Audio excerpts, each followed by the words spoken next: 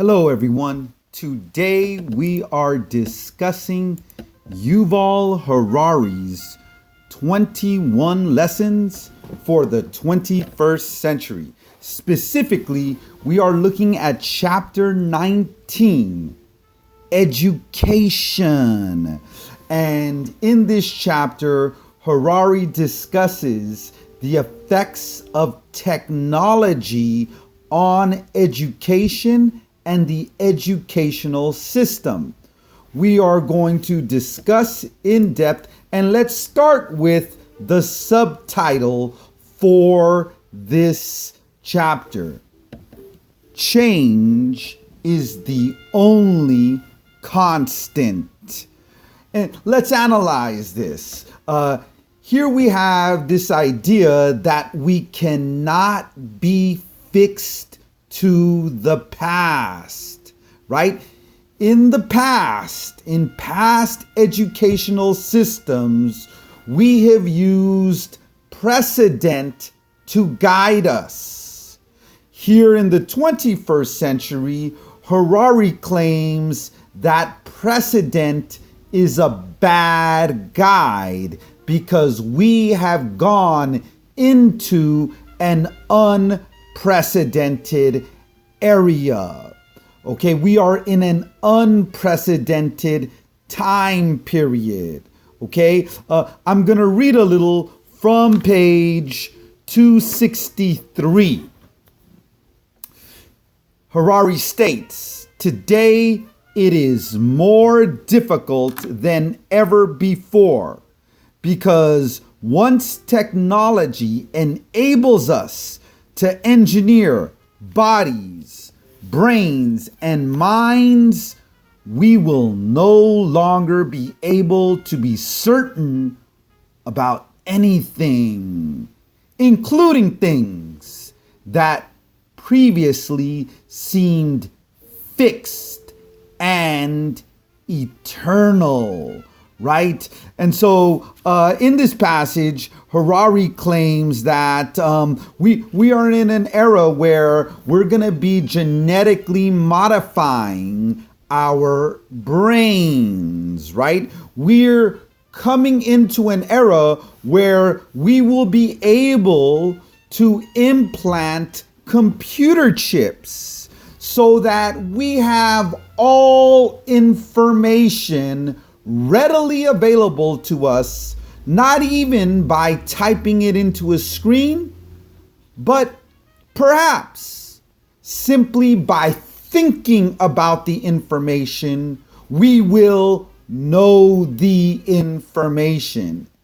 In that scenario, note here, information becomes irrelevant. Right? And this is something that Harari discusses on page 264. I will read. "We don't know what people will do for a living in the year 2050. We don't know how armies or bureaucracies will function. And we don't know what gender relations will be like. Some people will probably live much longer than today, and the human body itself might undergo an unprecedented revolution thanks to bioengineering and direct brain-to-computer interfaces. Much of what kids learn today will likely be irrelevant by 2050. And so this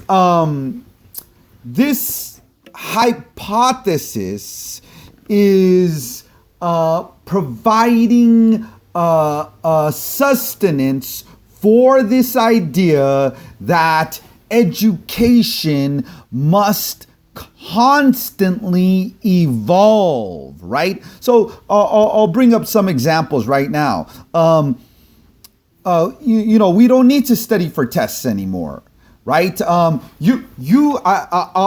give you, audience, a task. All right, you go and study study as hard as you can for a test for 1 month.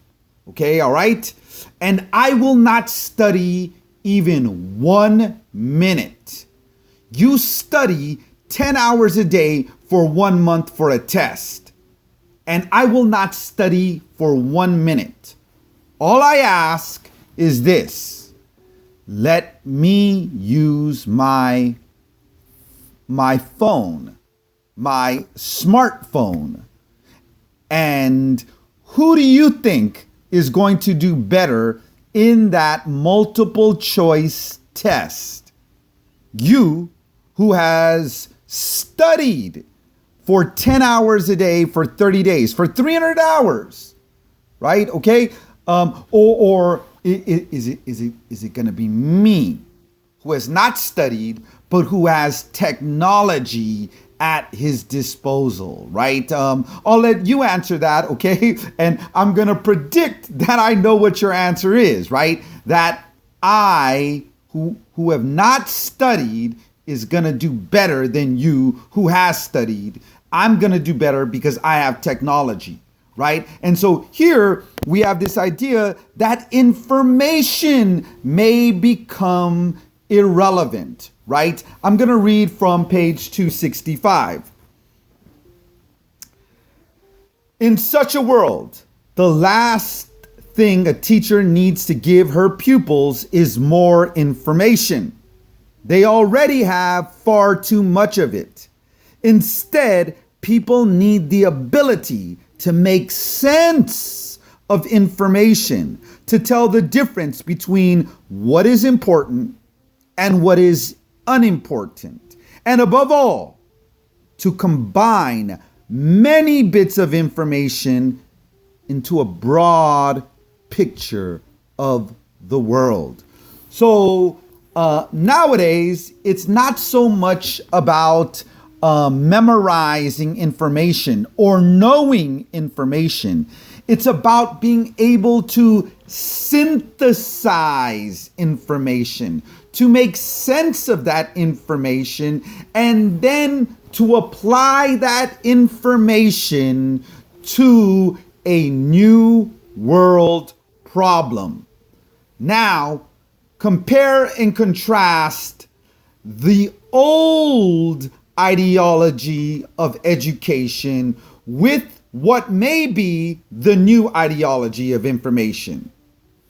The 3 R's versus the 4 C's. The 3 R's of old education, I think many of us know what those are. That is reading, writing, rithmetic. Okay? Compare that to the 4 C's of our educational system that may be necessary in this 21st century. The 4 C's: critical thinking, communication, collaboration, and creativity. Okay, all right, so let's understand this, right? Okay, so reading, all right? Now, reading, I can imagine, of course, it is important, right? However, I could imagine that most people know how to read. They know how to do basic reading. If you tell somebody to be a parrot and read some words out of a page, many people can do that. I would argue that most people that are institutionally educated, they can do that. They can read, okay? And they can write a structured, formulaic essay and do general calculations. However, note this. Why is that even necessary in the year 2020? Right? Okay. When you have programs that will read the material for you. You have audiobooks, for example, right? Writing. What type of writing is really going to be important, right? Okay. We have programs now, computer programs that know how to write general essays. Essays, if you want bland, essays, if you want grammatically correct essays, a computer program knows how to do that. Perhaps better than many students know how to do it, right?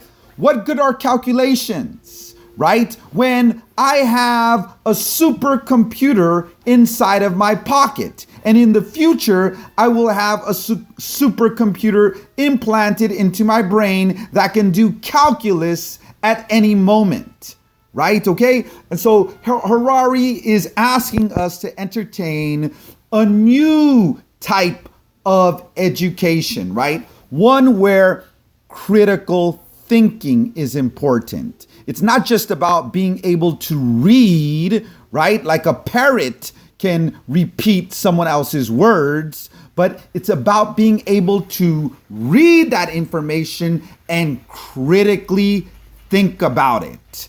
Understand counter arguments regarding that information, right? Understanding various perspectives and how that information can be read.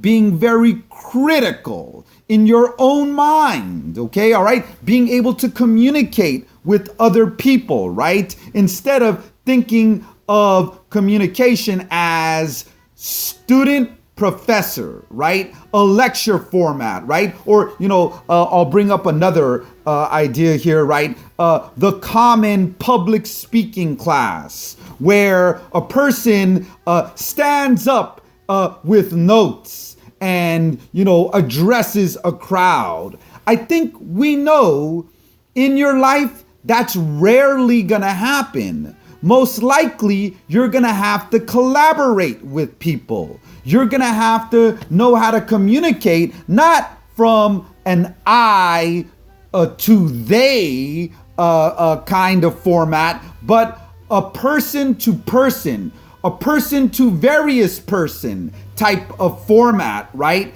And not in a lecture-based environment, but in a circle, in a Zoom video format, right? You're gonna have to learn how to work together and not simply obey instructions from the instructor, right? And with all of that, what are you gonna do with that? Are you simply going to do things so that everything remains the same, right? When the same is changing every day. Harari argues that what you should be taught in schools is creativity. These are the general purpose life skills of the present moment and of the future. And most importantly, you must learn to reinvent yourself again and again. Unlike, for example, in the old educational model, you majored in one area, let's say, for example, literature or engineering or psychology, and you expected to be involved in that field for the rest of your life. Harari argues, no, that is not the case. You may be a literary type person for a few years and then have to combine that with yoga or combine your literature and yoga with biology, with chemistry, with computer science, etc., etc. In this 21st century, you will have to reinvent yourself again and again. And this is something that is extremely scary for most people, because most people have depended on the educational system to give them their identity. In this new educational system, if what we are talking about is authentic education, right? Then the main question that should be asked of every student is this: who are you? And you should be asking that question of yourself. Who am I? Who am I? Knowing who you are keeps you grounded. Knowing who you are, constantly figuring out who you are, keeps you based in reality, right? Okay, now, of course, we know that it is much easier for someone to simply accept someone else's identity, right? So, for example, in the past, somebody has told me, hey, you've got to go be a farmer, right? Okay, and I may not have liked being a farmer, but I did feel a sense of security in being a farmer, in knowing that I was going to be a farmer for the rest of my life. Right? Now, if we have this new authentic education that is asking, who are you? And I am asking myself, who am I? Of course, initially, this is going to be frightening, and it's going to bring about immense levels of stress. Okay? Strangeness, therefore, is the new standard. There are no precedents in this system. I am going to read a bit now from page 270. All right. And here Harari discusses the concept of resilience. You cannot learn resilience by reading a book or listening to a lecture. Teachers themselves usually lack the mental flexibility that the 21st century demands, since they themselves are the product of an old educational system, right? And let's understand, if we're talking about the American educational system, we didn't inherit it. We hijacked our system from the Prussian educational system.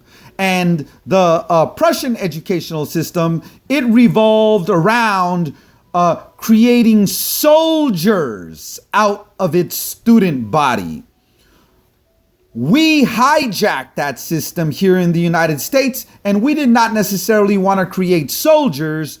We wanted to create factory workers. So our curriculum revolved around students paying attention to orders and shutting up and listening, right? Okay, and doing the same routine every single day. Of course, that would prepare them for a factory job where you do the same thing every day and you do not complain. This type of educational system is now obsolete in the 21st century. Harari also has advice further down on page 270. He states this: so the best advice I can give a 15-year-old stuck in an outdated school somewhere in Mexico, India, or Alabama is don't rely on the adults too much. Most of them mean well, but they just don't understand the world, right? And so, let's talk about this. I am an instructor, and I've been an instructor for 20 years, right? Okay. I can imagine that many instructors, many of my colleagues around the world have believed in the system, have believed in the curriculum and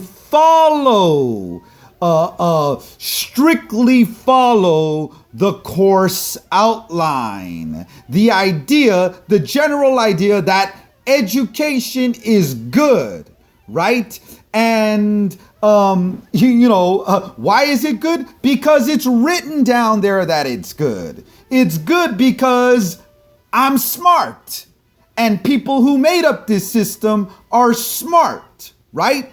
And they think, for example, look, I'm teaching my students so that they are not left behind, right? I care about them. So I want them to know what I know. And note here, I'm going to cite Paulo Freire, the famous Brazilian educator. He would argue that what's happening in that scenario is that the teacher is being a humanitarian, and the teacher is giving to the students. But in that manner, the teacher is actually doing a disservice to the students, because by giving to the student, the teacher is not allowing the student to think for herself. Right? And so we are in a new era. Where the adults who have been involved in the system for far too long may not be able to give the best advice. I'm going to read from page 271 now.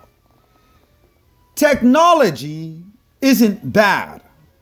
If you know what you want in life, technology can help you get it.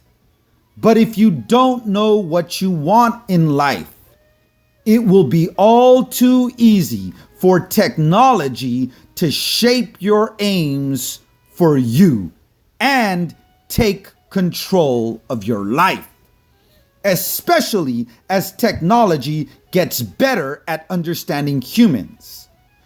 You might increasingly find yourself serving it instead of it serving you.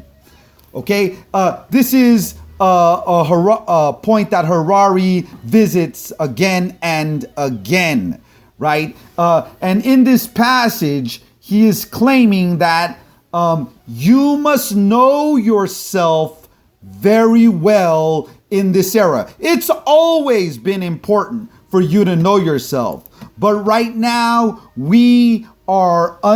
our sense of ourself is under attack. And why is that? Because technology is learning you right now at this moment, right? Technology knows what I did 2 years ago on this date better than I can remember what I did on this date, right? Technology knows exactly where I was at this point in time. Technology knows where I was. Technology, by tracking, other people's phones, etc., cameras, etc., it knows who I was with. It remembers the text messages and the conversations that I've had. And so I'm going to tell you right now, I don't remember that. There's no way that I can remember that or know that about myself, right? And so in this 21st century, what we have is the reality that technology can learn you and that it can shape you more than you can actually shape yourself, right? And if that happens, then note here, you may have lost control over your own free will and your own intelligence, which I believe is the ultimate goal of any educational system. All right. I am going to conclude this lecture by reading from page 272. Okay. Harari states this. Of course, you might be perfectly happy ceding all authority to the algorithms and trusting them to decide things for you and for the rest of the world? If so, just relax and enjoy the ride. You don't need to do anything about it. The algorithms will take care of everything. If, however, you want to retain some control over your personal existence and the future of life, you have to run faster than the algorithms. Leave all your illusions behind. They are heavy. Harari is pointing out here that, if we are in an era where education is simply about intelligence, and intelligence is equal to efficiency and mathematics, 2 plus 2, then we should, if we are intelligent beings, simply allow the algorithms to take over. We don't need to worry about education or intelligence or any of that, because the algorithms can do the job for us. And in fact, we will be able to exist in that type of society. However, if you want to be you, if you want to be a human being and grapple with all of the confusion, anxiety, beauty, joy, discovery of what that means to be a human being, then you must make education tailored for yourself. And your driving question in this 21st century should be, who am I and what am I going to do about who I am? Have a great day, everyone. Goodbye.